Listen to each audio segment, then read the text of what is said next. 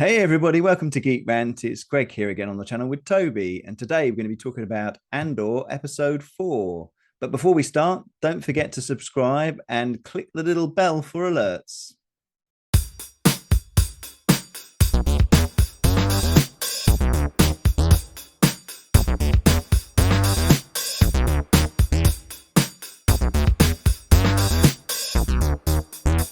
Hey everybody, thanks for watching today. We're going to be picking up on episode 4 of the Andor series. It was called Aldani.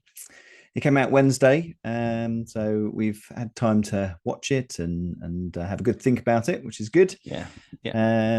What do you think, Toby? How did you think this one turned out?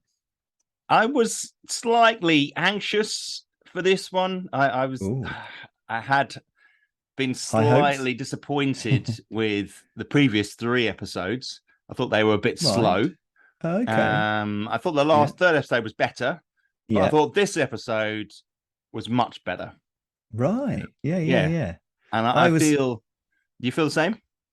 I do. I do. I agree with you. I think, as we said in our last review, I thought the first 2 episodes may have been combined a bit better, so it wasn't quite so Yeah. much. The third episode I really liked. I thought it was great. I thought there was some good action in that, and then I thought this was a really good episode as well. It's really building a world, a real tangible world, and I keep comparing it in my mind to the other sort of Star Wars series, and I think there's a couple of things I need to remember when I'm watching this. This is like Yeah. a this is more like a spy thriller, isn't it? Rather than a all-out war film or Yeah. standard Star Wars sort of Yeah. product.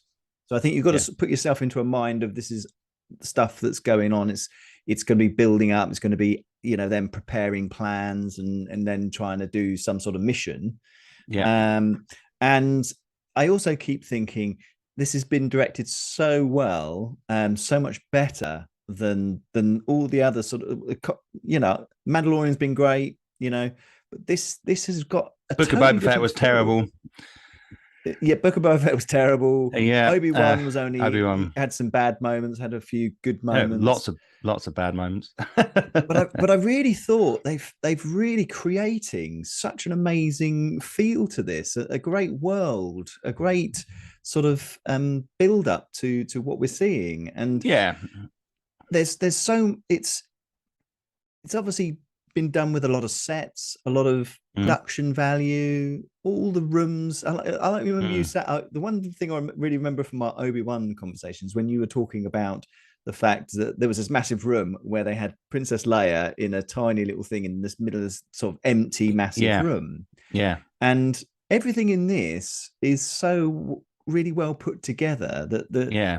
It's quite close up. You feel like you're in it, don't you? You do. Yeah, His shop, up into the energy. Luthen's shop has all got detail. Even Mum Mothma, where she lived, her whole apartment was really, really wow. It was really impressive, Yeah. I think that one of the things that helped that is that this episode is really deeply embedded in the lore of Star Wars. Yeah. Yeah. There's a lot of references. Absolutely. And they pulled a lot from the kind of the history of it to make new items and have new references to things within the sets.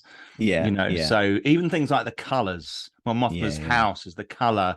It's very noble. There's a sense of nobility to her presence, and it really there's so many Easter eggs and so many little hidden secrets in there. I know.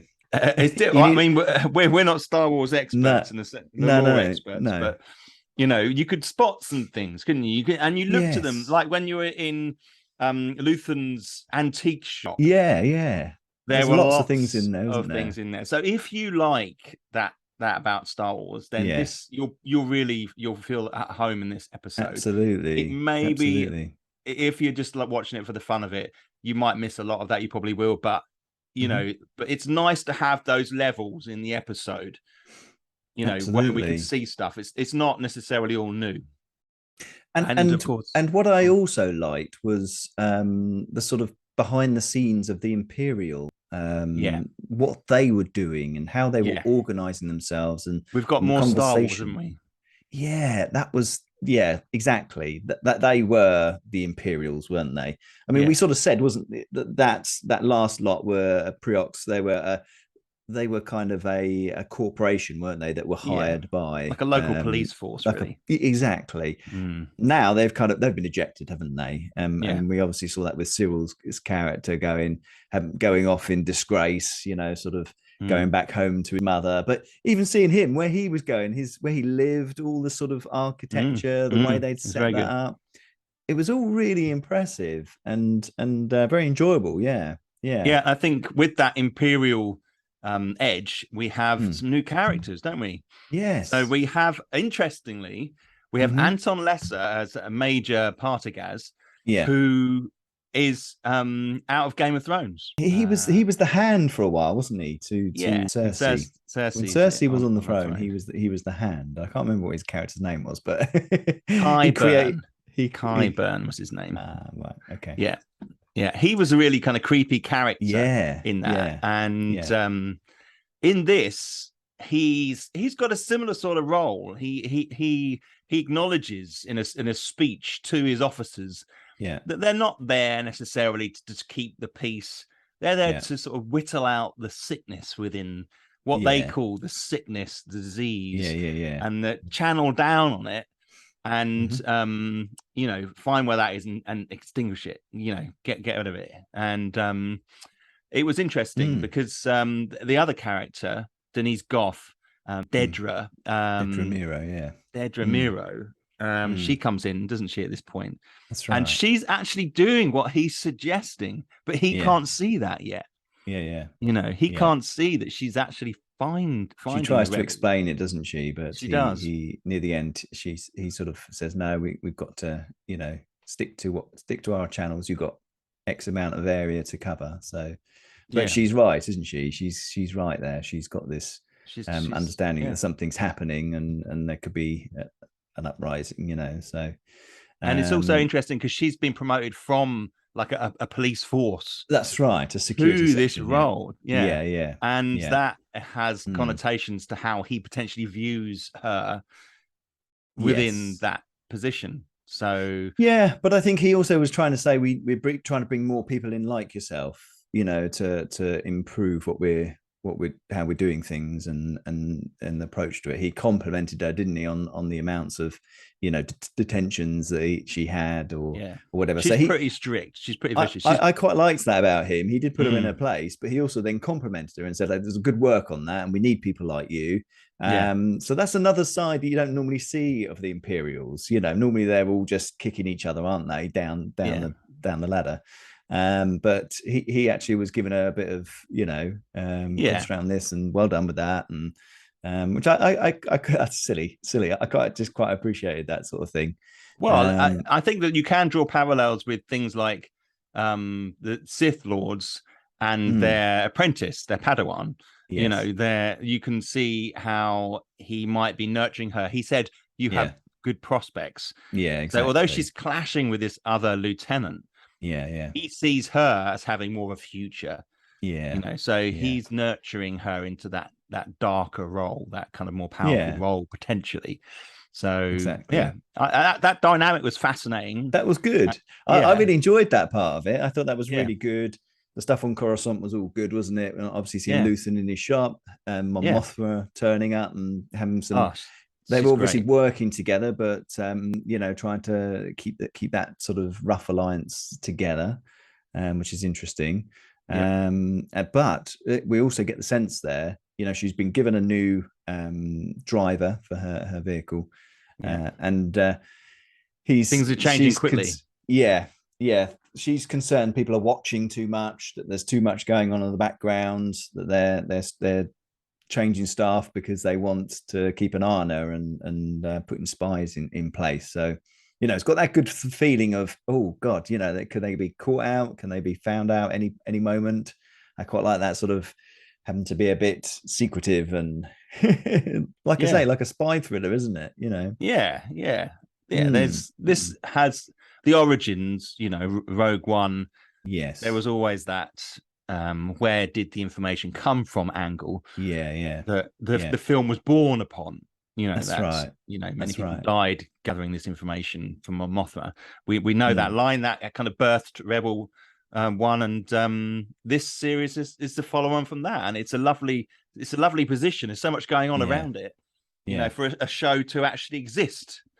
So that's exciting. I agree. I was also enjoying the beginning bit where you see Luthen and Andor, flying off to I quite enjoyed all that.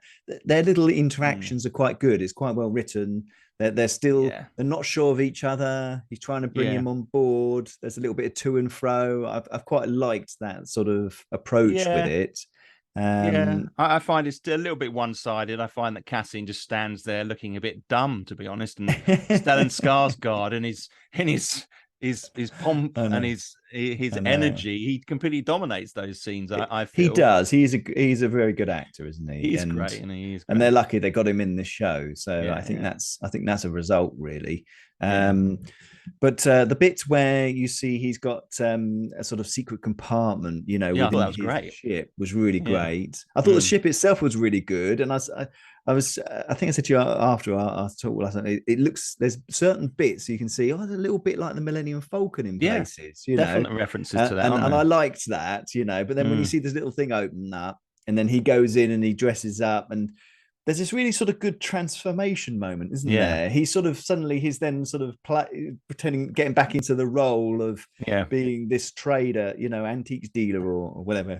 He takes on the body posture, doesn't he? He does the hand movement. His hands all sort of change, and he's sort of then talking to himself like, yes. Well, I really like that. I thought it was a really nice little touch. It wasn't just he was back in the outfit and he's off doing it, and like they would have done in Obi-Wan. It was this is character development. This is how we show how these things work. So that was really, it had all sorts of references as well, like Mission Impossible as well. I felt that I had a bit of a sense of that when they're always putting their costumes on to transform themselves. They normally have a full face mask though that could then look like an actual person. They do, but there's when he put the hair on and it kind of looks almost perfect. And a little bit. Mission Impossible. There's a little bit of that. It was, but I thought it was great. I thought that was great.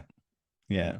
And then obviously we saw him deliver Andor to this planet Aldani, and they've got a plan that they're going to steal a whole region's finances, to pay their troops and so on. So it affect them financially, which is and there's a group of guys there led by Vel Sarther, played by Faye Marsay, who incidentally is also out of Game of Thrones.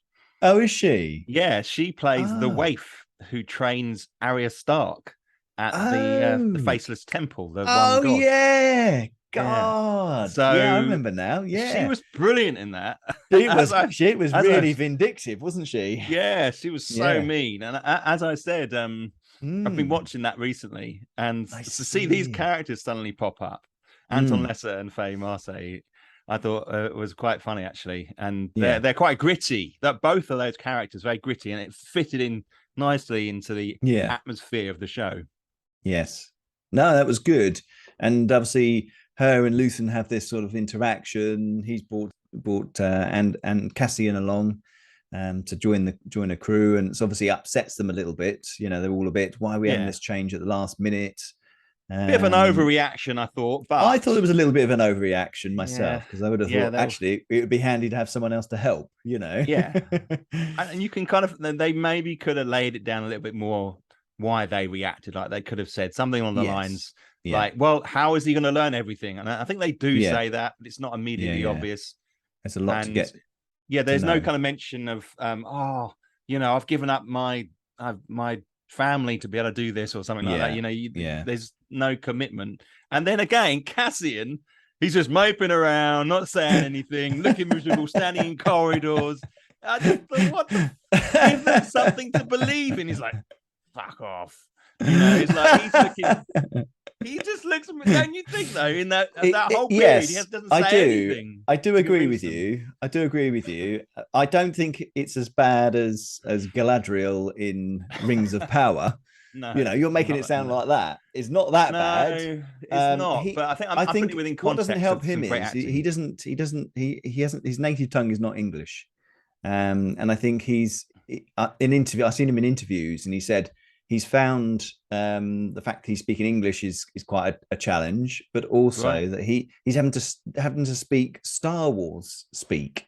All the lingo and all the sort of. He said it's even harder to then to be able to get your brain into that way of thinking. So I think it's a part of me that gives him a little bit of a, because I couldn't speak, I think he's Spanish or something like that. I couldn't speak Spanish. So, and go and do a TV show and speak Spanish. So I sort of feel for him a bit, that there's this challenge as well with doing a role. But you're right. Yeah. You're right. I think it was more maybe his body language more than what he was actually saying, to be honest. Okay. He doesn't front up. He just sort of hangs back in the shadows. Now, if he was playing a more shadowy character, but he's playing the main lead on this series. Yeah. And I feel it's a shame. And now that I didn't like him in Rogue One. So I do have I have those thoughts in the back of my mind. Yeah. But I'm looking to these situations. We've got these great actors. You're right. I am agreeing with you totally. Yeah. I'm agreeing with you. I didn't say you weren't, but I'm just trying to justify. Yeah, no, yeah. I know what you're saying. Yeah, I agree. He is the weaker point in the show, unfortunately. Yeah. If they'd had someone who was just a little bit better, then this would have been spectacular, wouldn't it? Yeah, it would have been. That's very true. Actually, that's a really good point.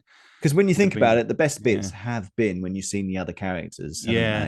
When we've seen Moff was excellent in it. Yeah, and Stellan Skarsgård has been brilliant. And even this Dedra Miro character is going to be good. I can tell she's got a good presence about her and a good way of doing things. So I think poor guy, he's up against some great actors and trying his best. Yeah.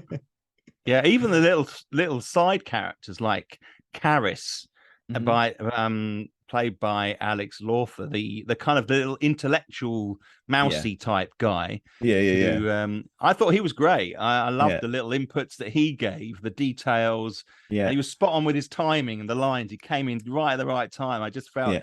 He had a real sense. I thought he was a really interesting character, and he'd obviously built that little model as well. I thought that was a kind of. I thought it was a kind of like that. I thought it was like a Doc Brown moment from Back to the Future, where he's like, excuse the model, it's not to scale. I was like, oh, nice one.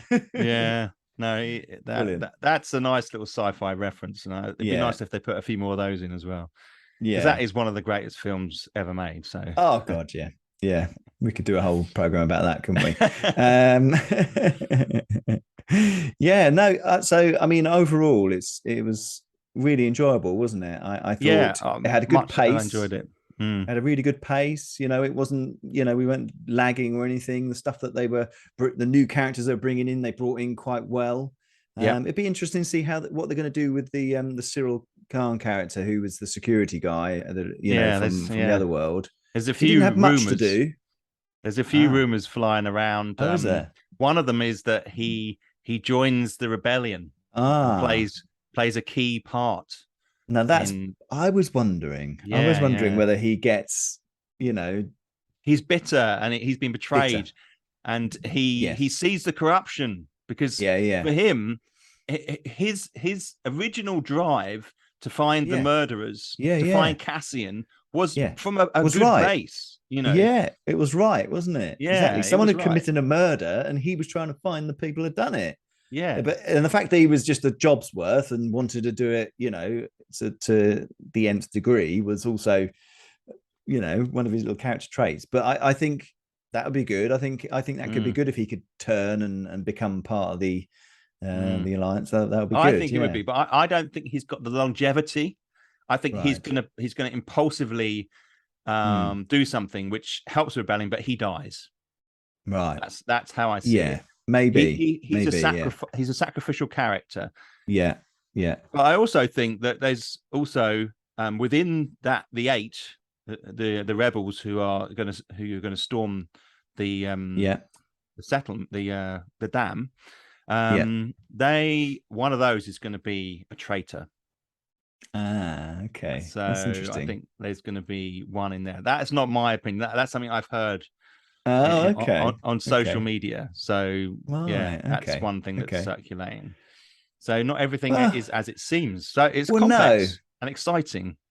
That's good, isn't it? It's good It if it's is. going to have some twists and I think some so. different stuff. So that's really good. I did think it was a shame we don't know if we're going to see any more of the Bix character. She was quite good in the first few episodes. Yeah, And his mate Brasso, will he get back and see them? I suppose it's only just been a day or two since they've left that world. So you know, it's always something I sort of think, yeah. I think that on that point though, you can look back and you can see.